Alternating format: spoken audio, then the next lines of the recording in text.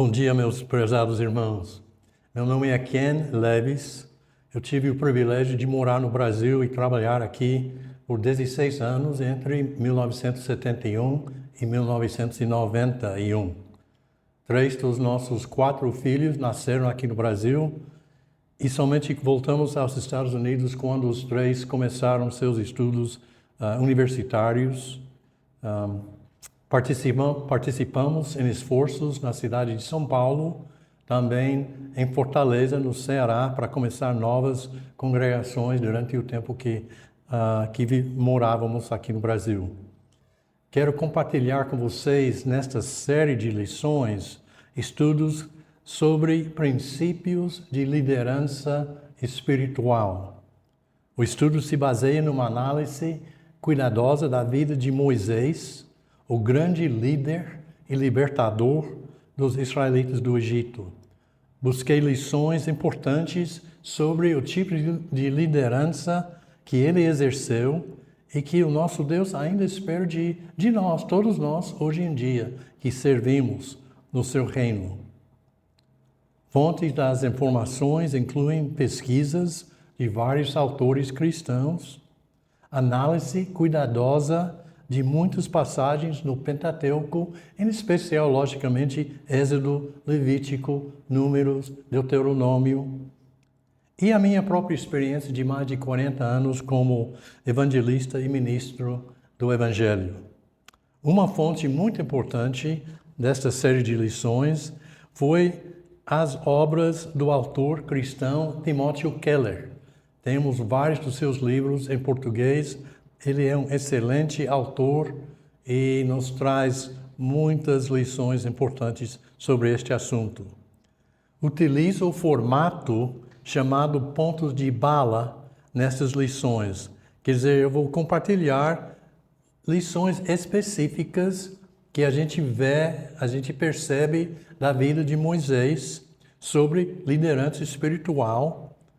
E vou compartilhar estas lições em forma de frases curtas, adicionando passagens apropriadas. Talvez vocês poderiam pensar sobre, de outra maneira, de pensar sobre esta mesma forma de estudar, como se fossem peças individuais de um grande quebra-cabeça. Cada ponto de bala representa uma peça nesta quebra-cabeça que estamos estudando neste assunto de liderança espiritual. E no final, juntando todas estas peças individuais, vamos ter uma visão melhor, mais ampla, mais completa do que é realmente ser um líder ou exercer liderança espiritual no reino de Deus. A série de lições se divide em várias lições específicas, com cada uma trazendo perguntas apropriadas que vocês terão que responder se vão completar este estudo. Quero lhes animar a completar todas as lições com suas respectivas perguntas, assim aproveitando ao máximo as verdades espirituais sobre liderança no reino de Deus, da maneira que o nosso Deus quer. Que Deus os abençoe ricamente neste estudo. Quando falamos, agora vamos começar a pensar um pouco sobre este assunto. O que é liderança espiritual? Na realidade, liderança espiritual é simplesmente servir, significa servir. Servir o nosso próximo, servir os nossos irmãos em Cristo Jesus, ajudar os nossos irmãos a alcançarem todo o seu potencial em seu serviço ao Senhor. O líder espiritual serve o seu próximo, serve o seu irmão, a sua irmã no reino de Deus, seguindo o exemplo de Jesus. O que o Senhor Jesus nos diz em Marcos 10, versículo 45?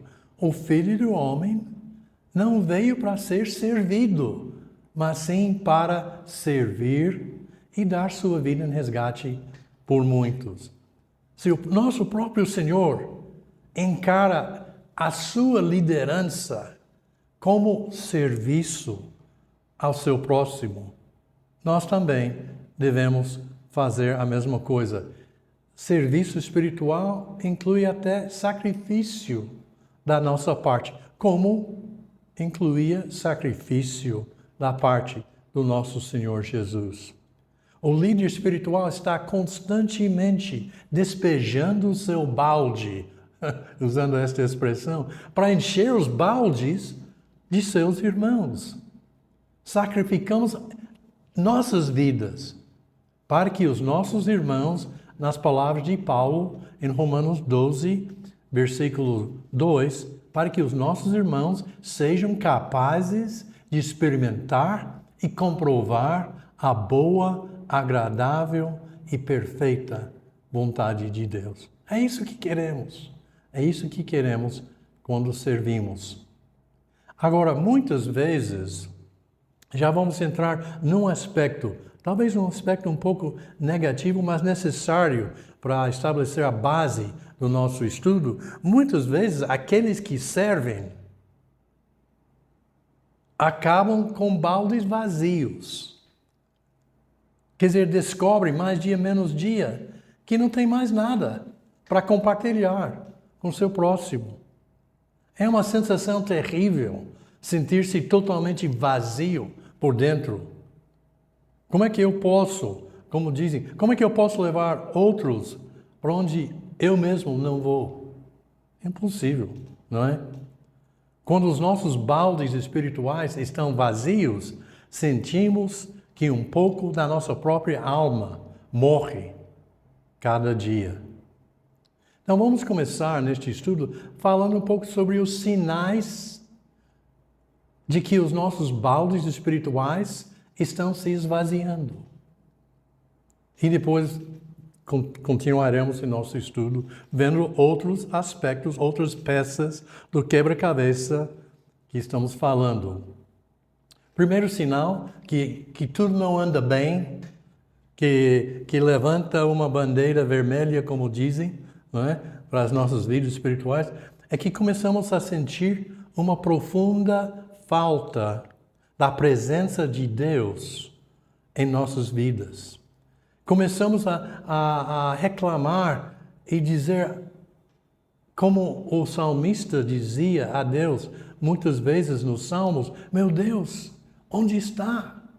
Meu Deus, será que me esqueceu? Será que me abandonou? Bem, a verdade é que Deus não muda, Ele não nos abandona, Ele não nos deixa. Nós que mudamos. O escritor aos Hebreus, em Hebreus 13, versículo 8, diz, Jesus Cristo é o mesmo, ontem, hoje e para sempre. Então, o nosso Deus não nos deixa, não nos abandona, mas passamos a sentir esta falta da presença de Deus, que é um alerta. Olha, alguma coisa não anda bem. Alguma coisa não anda bem. Segundo sinal, percebemos que estamos tentando servir unicamente por nossos próprios esforços. Esforço próprio. Quer dizer, como é que posso servir aos meus próximos no reino de Deus se não estou dependendo realmente da presença de Deus, do seu Espírito Santo, para me fortalecer, me encorajar, me ajudar nisto? Passamos, outro sinal, a nos sentir profundamente esgotados, física e emocionalmente. Tão esgotados que quase não conseguimos nos levantar na parte da manhã. A alegria e a satisfação que sentíamos antes em servir no reino de Deus e ensinar outros, já não sentimos mais. Outro sinal, começamos a sentir que estamos quase naufragando em nossa fé. Naufragando em nossa fé. A tentação, outro sinal. A tentação e o pecado começam a dominar os nossos pensamentos e até as nossas ações. Como o Senhor disse a Caim em Gênesis 4, versículo 7, ele disse: saiba que o pecado o ameaça à porta. Ele deseja conquistá-lo, mas você deve dominá-lo. Começamos a tramar como e quando escapar dos irmãos ou até da própria família para poder praticar algum pecado. Este é um sinal que algo não anda bem, que os nossos baldes espirituais estão se esvaziando. Temos que buscar uma solução. Nos envolvemos até em pornografia, outras formas de imoralidade, outro sinal incrível. Deixamos de estudar a palavra e orar pessoalmente. Só estudamos o necessário para preparar uma lição e só oramos em público. Tempo a sós com Deus já não existe. Ele sabe demais. Ele sabe demais. Até fugimos da sua presença, porque nós sabemos que Ele sabe o que estamos passando, como estamos pensando, em que estamos nos metendo até, às vezes. Quando os nossos corações estão puros, somos como esponjas que absorvem a presença de Deus, mas o pecado entope tudo, o pecado estraga tudo. Não aguentamos mais ouvir os problemas dos irmãos, ou pensar em como ajudá-los. É um pouco como aquela pessoa que está se afogando. Ela não pode pensar em tentar salvar alguém que está ao seu lado, porque ela mesma está se afogando. Então vamos pensar um pouco na vida, mais uma vez, de Moisés, aquele grande líder espiritual, liderou vários milhões de israelitas durante 40 anos, através de um dos desertos mais hostis do mundo. Como é que ele conseguiu manter seu balde cheio durante tanto tempo e por meio de tantas provas e tribulações? A resposta simples, que vamos ampliar depois, durante o nosso tempo, nosso estudo, é que Moisés nunca cessou de buscar a presença de Deus na sua vida. Ele nunca deixou de criar espaço para Deus. Eu gosto muito desta frase, criar espaço para Deus na sua vida, no seu coração. Interessante que Moisés manteve um relacionamento todo especial com Deus. Ele é chamado várias vezes amigo de Deus. Ele se comunicou com Deus, de acordo com Êxodo 33, versículos 7 a 11, ele comunicou com Deus face a face. Palavras do próprio Senhor, dizendo, eu me revelo a outros em visões, etc., mas com Moisés eu falo face a face. O verdadeiro servo é como Moisés nesse sentido. Não negligencia a necessidade de criar, cultivar, proteger espaço para Deus na sua vida. E tudo que vamos ver neste estudo tem a ver exatamente com esta necessidade do servo de Deus. Criar espaço na sua vida para Deus e desta maneira nossos baldes sempre estarão cheios o suficiente para servir e desta maneira vamos poder servir, liderar de forma espiritual os nossos irmãos em Cristo Jesus. Aí vem a pergunta, mas como criar espaço para Deus em nossas vidas? Assim, resumindo, e depois vamos ampliar mais, há 3 elementos básicos, essenciais, na vida do discípulo para criar espaço para Deus, para manter os nossos baldes espirituais cheios. Temos que nos esforçar constantemente para aprender a vontade do Senhor. Segundo, temos que nos esforçar para viver a vontade do Senhor em nossas vidas pessoais. E terceiro, temos que fazer todo o possível para fazer a vontade do Senhor, servindo aos demais. Então, aprendendo, vivendo, fazendo.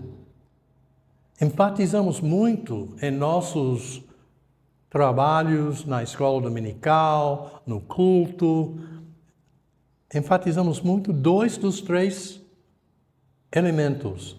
A importância do aprender e do fazer. Não é? Temos que aprender a vontade de Deus, por isso estudamos a Bíblia tanto. Temos que fazer a vontade de Deus. Não podemos ficar simplesmente com os braços cruzados. Não. Nos envolvendo na obra, no serviço do nosso Senhor. Mas a tendência é presumir que o terceiro elemento, o viver, de alguma maneira acontecerá automaticamente. Mas isto não é verdade. Outro fator interessante relacionado com isto, os mais sinceros e zelosos entre os servos de Deus são aqueles que tendem a cometer este erro grave. A importância imediata do fazer muitas vezes sufoca o viver.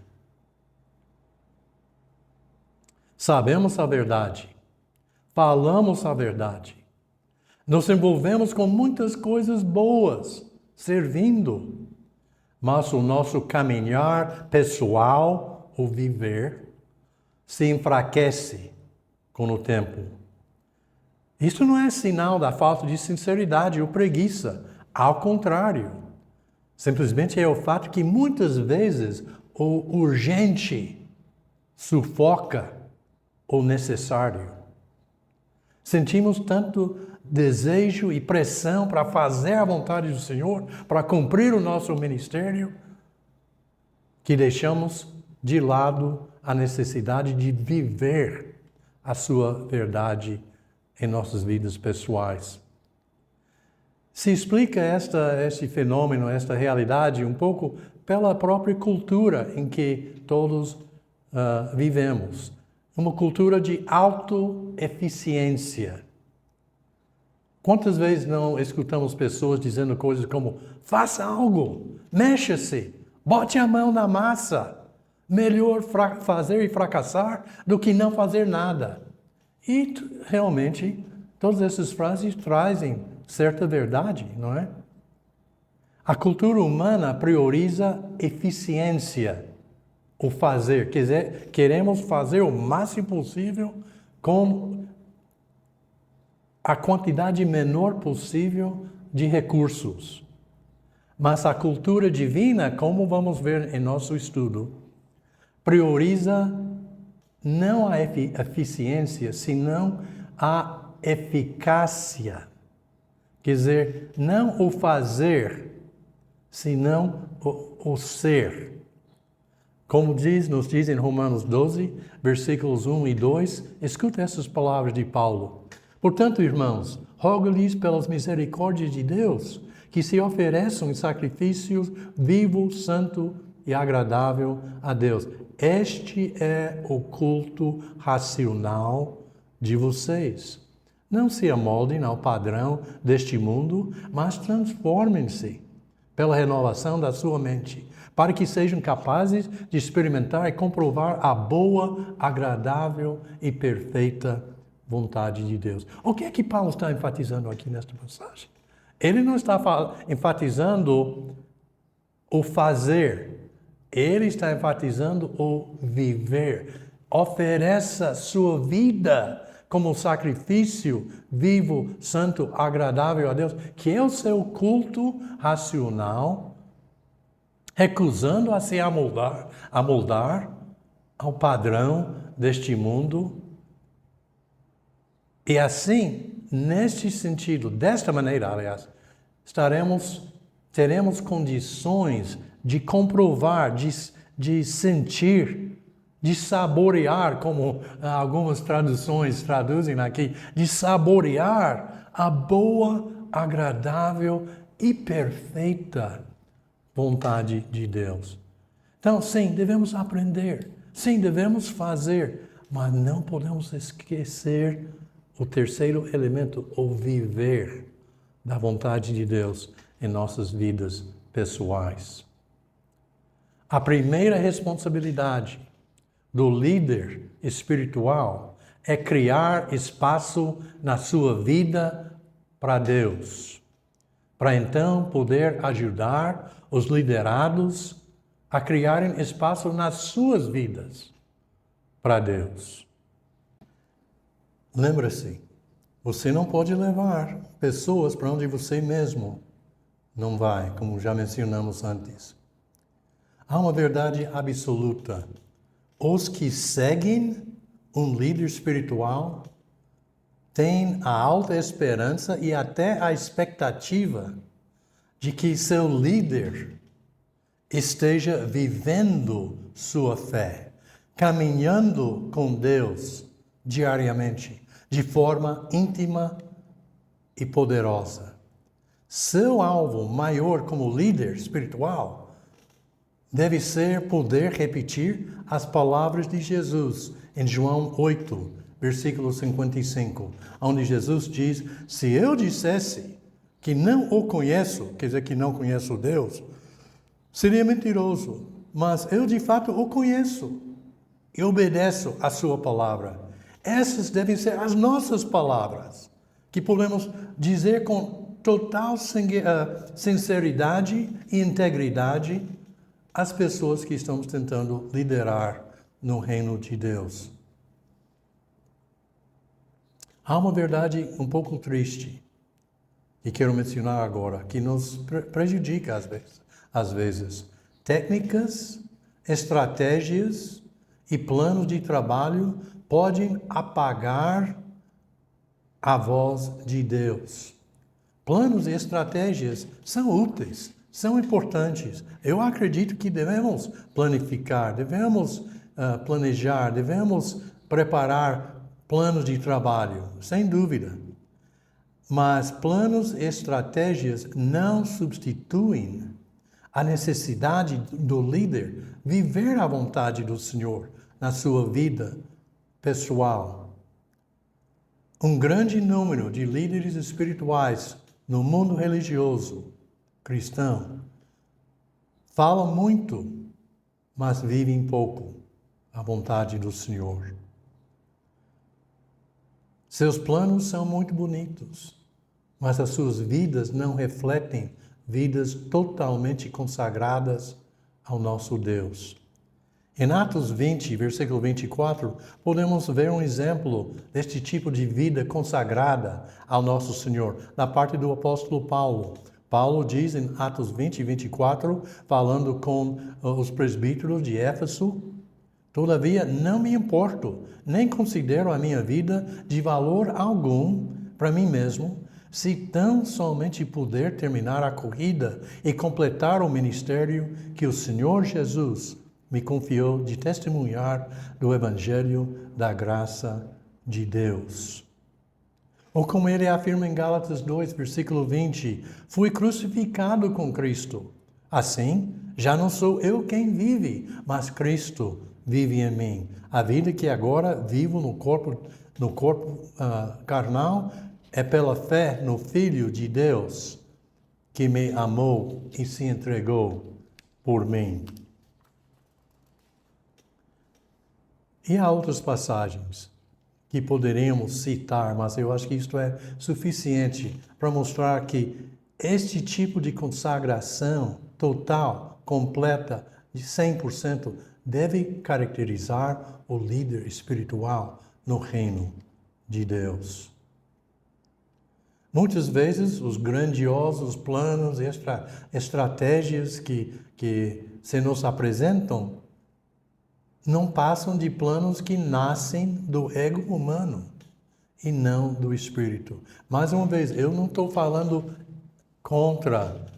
em contra, de jeito nenhum, da importância de planejar, de fazer estratégias de trabalho, etc. Mas devem ser trabalhos planejados, banhados em muita oração, que refletem a vontade do Senhor e que tem objetivo de exaltar a Deus, de apontar a Deus e não engrandecer a nós mesmos. Há uma grande diferença. O líder espiritual verdadeiro se esforça constantemente para sintonizar sua vida com a vontade do Senhor.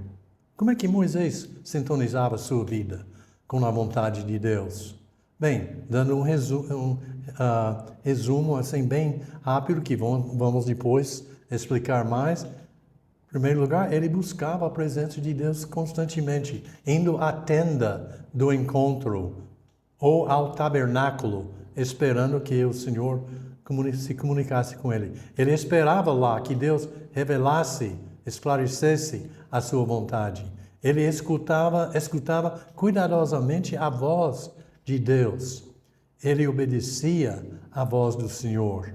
E depois ele transmitia a vontade do Senhor ao povo. É isso que nós devemos fazer. Buscar constantemente a presença de Deus. Prestar muita atenção àquilo que Deus está nos revelando na sua palavra. Primeiramente, e depois aplicar essas verdades às nossas vidas, para depois, então, transmiti-las ao povo de Deus, aos nossos irmãos. Moisés é chamado servo do Senhor. Ele é chamado um homem humilde. Ele é chamado um homem manso. Ele é chamado um homem paciente. Em Números, capítulo 12, versículos de 1 a 9. E em outras passagens do Velho Testamento. Agora, o ego humano resiste à humildade. O ego humano resiste à mansidão. O ego humano deseja ardentemente o reconhecimento, deseja admiração, deseja honras e títulos, deseja ter influência, poder, autoridade, ser servido. Mas a liderança espiritual busca exatamente o contrário do ego. Busca servir em vez de ser servido. Como citei as palavras de Jesus em Marcos 10, 45, no começo, o próprio Senhor diz: o Filho do Homem não veio para ser servido, mas para servir e para dar sua vida em resgate de muitos. Então, o líder espiritual busca servir em vez de ser servido. Busca mostrar-se sempre pronto para se sacrificar em prol dos demais. Sempre aponta para Deus e não para si mesmo. Se alegra em edificar os demais. Você e eu temos que decidir, então, constantemente, diariamente, reafirmar que tipo de liderança queremos exercer. Que tipo de líder queremos ser.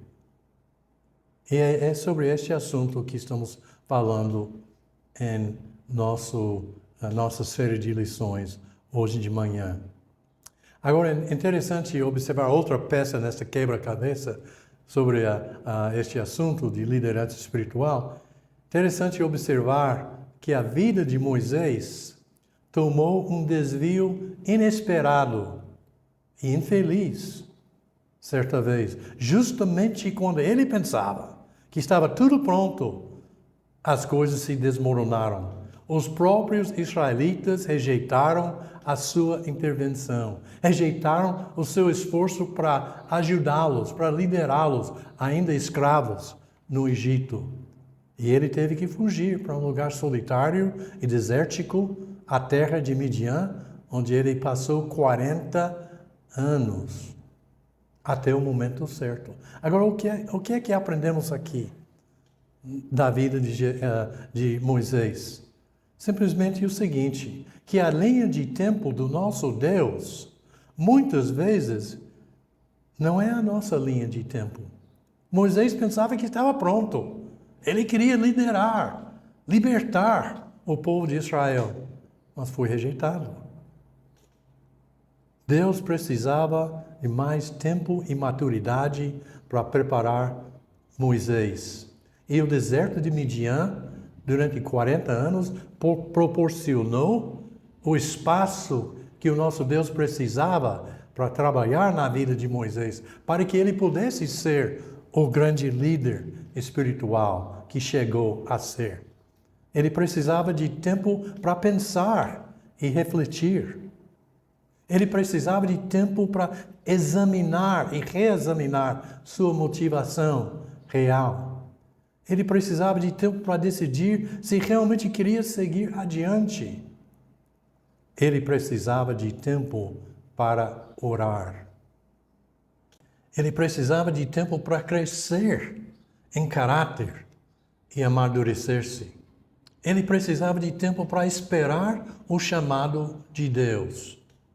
Tempo para entender e aceitar que somente Deus determina quando estamos prontos.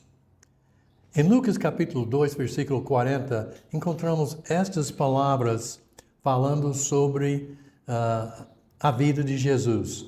O menino crescia e se fortalecia, enchendo-se de sabedoria, e a graça de Deus estava sobre ele. Até Jesus precisava de 30 anos de vida crescendo, aumentando sua sabedoria, etc., enchendo-se de sabedoria e a graça de Deus, para antes de começar o seu ministério. Um bom exemplo para nós.